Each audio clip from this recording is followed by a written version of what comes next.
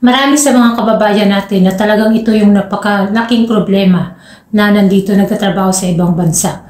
Yung pamilya nyo sa Pilipinas, hinahanapan ng kung saan napunta yung pera na nandito nagtatrabaho.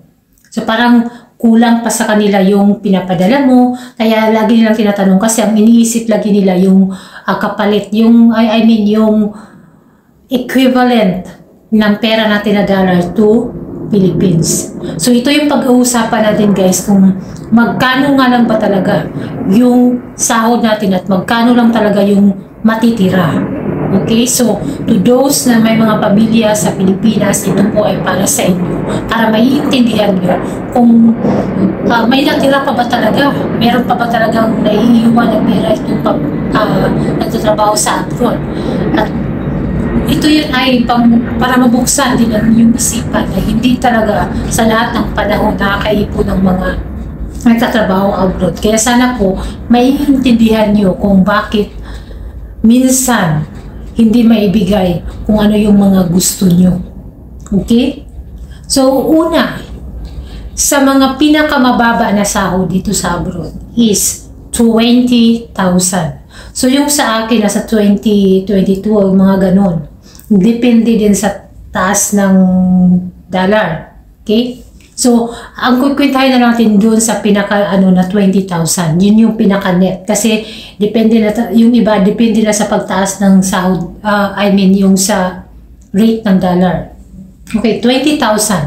Sa 20,000, magpapadala ka every month. So kasama na yun, kukwentahin mo na yun magkano yung sa kuryente, magkano yung sa tubig, at saka magkano yung kung may pinapaaral kayo, magkano yung allowance niya for good in 1 month. So, magkano yung ibibigay mo. And then, aside from that, yung konsumo nyo. Okay, yung konsumo. Ngayon, yung konsumo, minsan nga kulang pa nila, ganon. Kaya minsan nadadagdagan mo yung papadala nila. So, let's just say, yung padala ko is like 8,000. Like just say, for 1 month, 8,000. Minsan, may mga times din na pag wala akong masyadong ginagasusan sa sarili ko, sinusobrahan ko. Okay, mga 10,000 or mga ganon. So, yung 20,000 nababawasan na ng 10. Let's just say, 10,000 nababawasan kasi yung 10 pinadala mo na.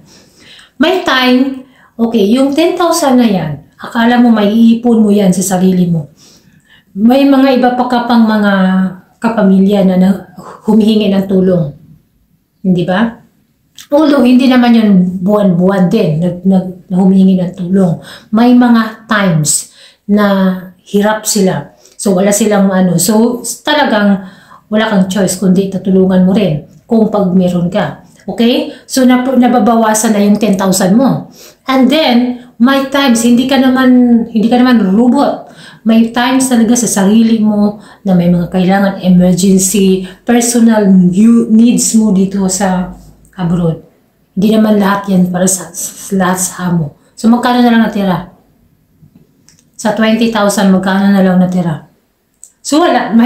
Malimit yung pag-iipon talaga ng mga nag-abroad. Kaya, sana naman, wag naman kayong magkukwenta-kwenta na, tapos ang gusto niyo pa talagang may pamabili ng ganito. Yung mga material na bagay na hindi naman talaga masyadong importante. Nag-request pa kayo na allowance pang pang gala ba o pang bulsa-bulsa nyo ba? Wala na. Yung nagtatrabaho, wala na. Nauubusan na. Wala nang natira. Halos wala nang natira. Kaya uuwi talaga. Nakukunti lang din talaga yung perang dala. Or else, yung iba talaga, wala nang dalang pera, wala pang pag-uwi, wala pang improvement yung buhay doon. Walang na-invest, kahit anong tagal pa doon sa nagtatrabaho. Yung na nagiging broke talaga sila. So sa akin din naman, tapos may kinuha din ako sa insurance ko. So every month yun, mahal, 3,000.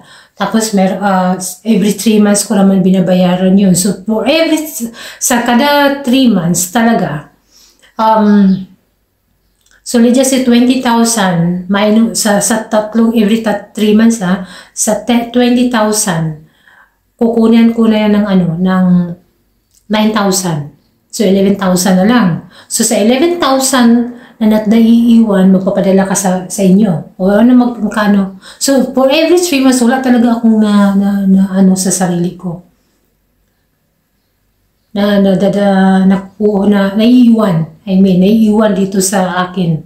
Kasi may binabayaran ako. So, parang it's kind of savings na rin yun. Kasi parang yun every 3 months naman ang bayaran yun. Pero sa isang buwan, 3,000. So, 9,000 sa So, every 3 months talagang zero balance na ako noon. Dahil lahat yun ay ipapadala ko dahil doon sa bayaran na yun. At saka yung konsumo nila, allowance nila doon. Sa buwan na yun. So, babawi ka na naman doon sa next month. So, talagang hirap. Hindi talaga ganun. Kaya, huwag kayong na parang kayo yung nagtatrabaho, parang kayo yung, kayo pang mismong maghanap ng mga kinikita ng di ba? Dapat kayo din, mag-iisip din kayo kung, my God. No? Kasi talagang yung mga ganitong mindset na, instead na matutulungan yung nasa ibang bansa, lalo pang nangihina. Emotionally, talagang sobrang, kasi nga, ginagawa din naman niya yun ng paraan. Talagang nagtatrabaho naman yung tao, nagpapadala naman. Walang escape sa pagpapadala. Every month. Kaya, dapat mong yung intindihin dyan. Dapat yung intindihin at huwag niyong hahanapan ng pera yung mga nandito kasi hindi niyo alam kung anong yung mga pinagdaanan. Anong problema namin dito? Sinusulo yan. Walang ni isa. Meron bang magpapadala ng galing sa Pinas na papadalan kami ng pera dito? Hindi. Wala. Kami, yung pera namin, yun din yung gagamitin namin sa emergency, in case of emergency dito. Pero sa inyo, diyan sa Pinas, kahit wala pang, may mga kapitbahay tayong malalapitan, meron tayong mga kakilala na pwedeng lapitan. Dito wala talaga, sarili mo. Diba? Hindi ka makadaling makalapit sa iba kasi nga, sila din mismo, ganun din ang sitwasyon. Kaya sana naman, buksan nyo yung isip nyo na huwag nyo laging iisipin na abroad naman yan. Malaki ang sahod niyan. Diba? Sa Pilipinas, may malaking sahod din naman sa Pilipinas.